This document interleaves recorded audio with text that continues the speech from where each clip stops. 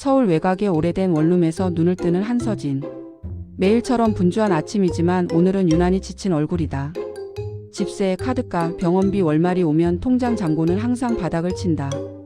가사 도우미 회사에서 온 연락은 생각지도 못한 기회였다. 서진 씨, 특별관리 고객이 단기 계약을 원한대요. 조건이 좋아요. 위치는 강윤호 회장님 저택입니다. 그 이름은 뉴스에서 수도 없이 봤다. 젊은 나이에 IT 기업을 일군 천재 CEO. 하지만 세상 밖으로 거의 모습을 드러내지 않는다는 인물. 서진은 설렘 반 불안 반으로 길을 나선다. 내비게이션은 산 중턱의 좁은 사유 도로를 안내한다. 가는 길마다 사생활 보호구역 표지판이 서 있다. 마치 다른 세계로 들어서는 느낌. 저택은 작은 호텔급 크기였다. 넓은 잔디 정원, 대리석 기둥, 그리고 건물 외벽을 감싸는 유리창들. 하지만 이상하게도 따뜻함보다는 공허함이 먼저 느껴졌다. 문을 열어준 사람은 집사도 직원도 아닌 윤호의 경호팀장이었다. 사장님은 사람을 거의 만나지 않습니다. 업무 중 불필요한 접촉은 피해주세요. 서진은 속으로 중얼거렸다. 이런 집에서 혼자 산다고? 저택 내부 너무 깨끗한 공간. 첫 발을 딛자 향이 거의 느껴지지 않았다. 보통 저택엔 꽃향이나 식사 준비 냄새가 있을 법한데 여긴 비워져 있었다.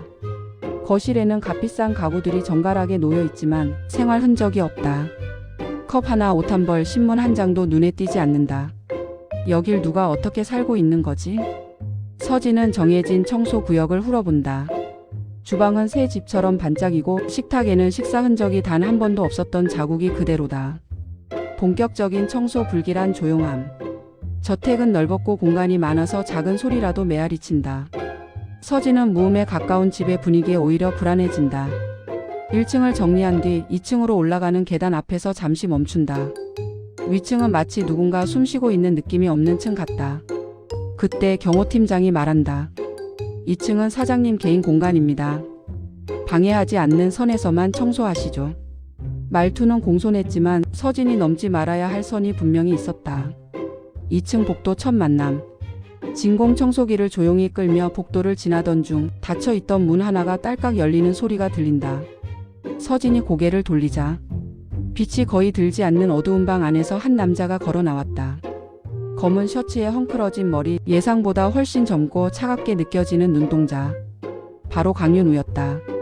둘은 잠시 말을 잇는다. 안녕하세요 회장님. 저는 오늘부터. 윤우는 서진을 위아래로 잠시 바라보다가 조용히 한마디 한다. 당신 이름이 뭐라고 했죠? 낮은 목소리. 하지만 이상하게 압박감이 느껴진다. 서진은 목이 잠겨 답한다. 한서진입니다. 윤우는 더 말하지 않고 문을 닫는다. 발걸음 소리 하나 없이 사라졌다. 서진은 숨을 몰래 들이쉰다. 이 집 뭔가 이상해. 저녁 무렵 깨진 유리 소리. 청소를 마치고 퇴근 준비를 하던 순간 서진은 거실에서 쨍그랑 하는 유리 깨지는 소리를 듣는다. 놀라서 돌아보니 누군가 서 있던 자리엔 깨진 유리잔만 흩어져 있고 사람은 보이지 않는다. 서진은 조심스럽게 안쪽 복도로 다가간다.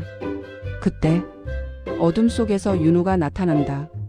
평소보다 더 창백하고 눈빛은 불안하게 흔들리고 있었다. 됐습니다. 제가 정리하죠. 서진이 조심스럽게 묻는다. 회장님 괜찮으세요?